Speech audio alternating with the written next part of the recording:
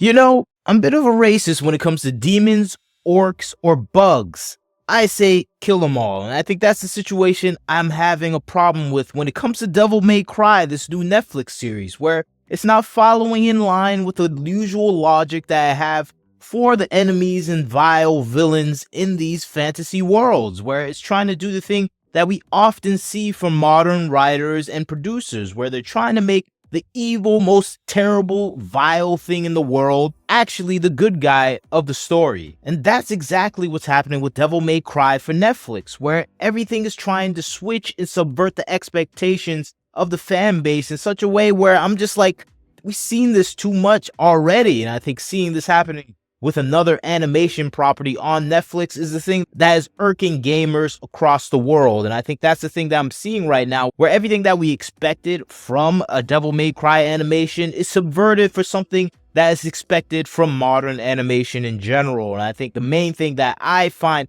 a problem with is that the demons are good trope, which is something we often see in modern writing being so pervasive in this anime that it's distracting. And I think that's the thing I hate about the current modern day writing patterns, where everything is following a similar trope because everyone has the same ideology or philosophy in life. And I think that's the thing that's projected out when we see this animation play out. I know people are going to say, no, it has all the Easter eggs. It's doing everything that we see in Devil May Cry that show the producers know something about Devil May Cry. But I'd rather have sincerity and authenticity rather than Easter eggs. And I think that's the thing that's absolutely missing in Devil May Cry for Netflix. And I think it's rooted in this misconception of trying to humanize the bad guys. And I think we saw this with Rings of Power, where they did this to the orcs, where it kind of destroyed the overall structure of the villain arc of Tolkien's work. And I think that's the thing gamers are seeing right now, where you upended the entire dynamics of the story because you want to make this relatable approach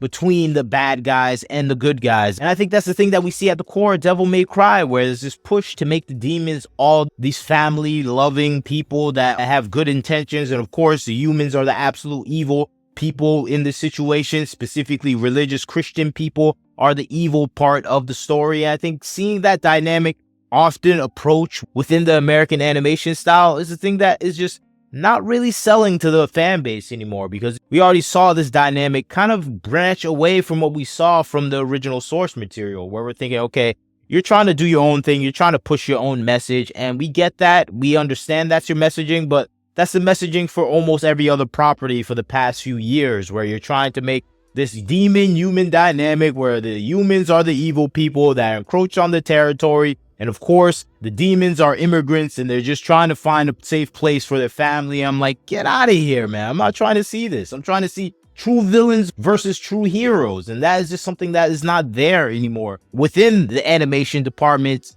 within America, where they always try to sympathize with the villain. And I think that's a core thing that we see here with Devil May Cry, where the sympathy for the villain is overriding the actual heroics of the hero. And I think that is the thing that I'm just not really attached to. I don't care about the humanizing demons. I want to see the demons killed. I want to see the orcs seen as the true vile villains in the world, because in real life, there are true vile villains in the world, and we want to see them toppled. And I think that is a thing that we keep seeing in Hollywood. They don't want to see any true villains. Everything is gray, and it kind of makes you think, what is the moral compass of the people developing these properties anymore, where they don't see any true villains in the world at all, where everything is both sides, where everything is a misunderstood villain with the right intentions and doing the right thing, and the heroes are the people that are misunderstanding the situation. I'm like, okay, it's good for a one-off, once or twice situation to see that in movies, but for that to be the prevailing story arc for the majority of all franchises for the past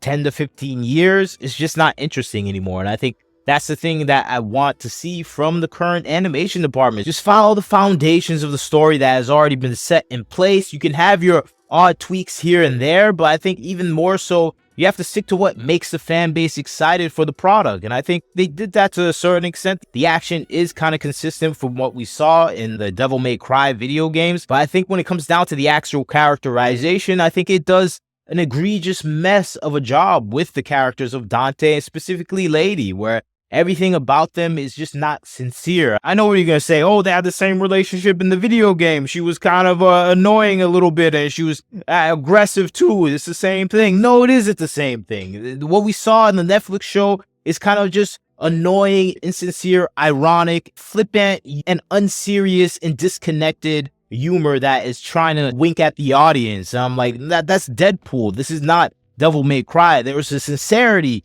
in the jokes, in the unseriousness, in the overall anger that she projected towards the situation she was in, Lady. And of course, Dante had his own funny parts, but it was sincere. And I think that is the thing that is not showing within the animation. It doesn't feel sincere. And most of all, more than anything, it just doesn't look like the character. Look at Lady in Devil May Cry video game. She looks uniquely and wholly her own. She has the outfits that is actually very reminiscent of who she is. She has the original outfits that kind of expresses her overall personality. And I think that's not what you see with the Lady in Devil May Cry. She follows the boss lady archetype where she's just an annoying, crass, and unserious and ironic person that just isn't really interesting. That just gets progressively more annoying because they can't be anything other than this boss lady character. And I think that's the thing that we often see with the characterization of any female hero character in the current market right now, where they can't be anyone that is sincere anymore. And I think that sincerity is the foundation of good characterization that is completely absent